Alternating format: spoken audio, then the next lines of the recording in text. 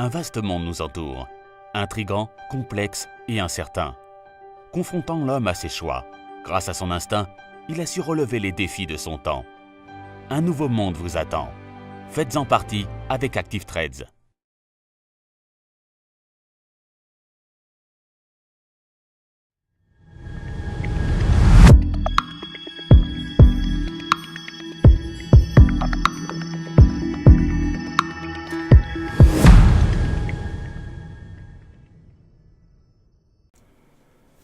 Bonjour à tous et bienvenue sur boursicoté.com pour cette nouvelle analyse technique Forex et matières premières sur laquelle nous pouvons constater donc sur la paire de devises euro-dollar que malgré une forte volatilité sur les indices, l'euro-dollar lui reste dans une phase de neutralisation telle que j'avais commencé à vous la décrire hier, avec des contacts ici sur la zone des 1.2522 sur la partie haute et ici cette zone qui était une ancienne résistance qui est désormais devenue support des 1.23 27. Donc tant que les cours évoluent ici à l'intérieur de ce range défini par ces deux zones horizontales, nous sommes toujours ici dans une dynamique haussière qui reste la tendance de fond.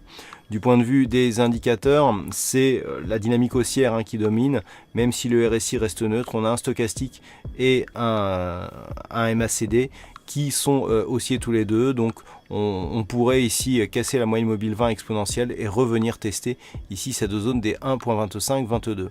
En cas des ruptures ici des 1.2328, nous aurions un signal potentiel de retournement de la dynamique court terme. Et puis sur l'or, là aussi malgré une forte baisse des indices européens et américains, il n'y a pas de hausse de l'or, donc il ne joue pas son rôle de valeur refuge. Au contraire, on revient ici sur la zone des 1324.21 qui est la zone de support qui en cas de franchissement nous donnerait là aussi un signal de retournement de la dynamique. L'or était pour l'instant dans une tendance plutôt haussière sur le très court terme. Le fait d'avoir ici une configuration qui ressemble un petit peu à un épaule tête-épaule mais qui n'est pas assez bien définie pour être validée comme telle, pourrait nous donner un signal de retournement en cas de rupture ici de cette zone de support. Donc c'est ce qu'il faudra surveiller. 1324.20 en cas de cassure baissière pourrait nous donner un signal de retournement de la tendance court terme sur le métal jaune. Et puis enfin sur le WTI, nous avons une configuration qui ressemble un petit peu à l'or puisque les mouvements des matières premières ont été fortement impactés par les mouvements du dollar assez récemment. Donc on a une configuration sensiblement identique, à savoir une phase de hausse ici qui tente à se stabiliser. Alors depuis par contre la rupture ici des 62,60 $ le baril, nous sommes sur une dynamique haussière sur le court et sur le moyen long terme, puisque cette zone était une zone de résistance majeure sur la tendance moyen long terme aussi. Toutefois, les cours évoluent actuellement entre donc ce niveau et la zone ici des 66,50 $ le baril.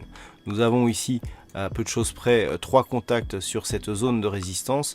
Le fait que l'on ait cassé ici ce point bas significatif nous montre que la probabilité d'un retour ici sur la zone des 62,60 est assez forte.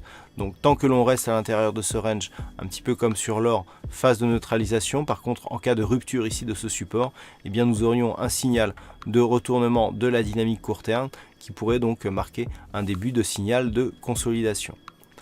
Voilà donc ce que l'on peut dire sur l'analyse technique de ces principales paires de devises et matières premières. Passez de bons trades et on se retrouve dès demain pour d'autres analyses techniques, toujours sur le site boursicoté.com.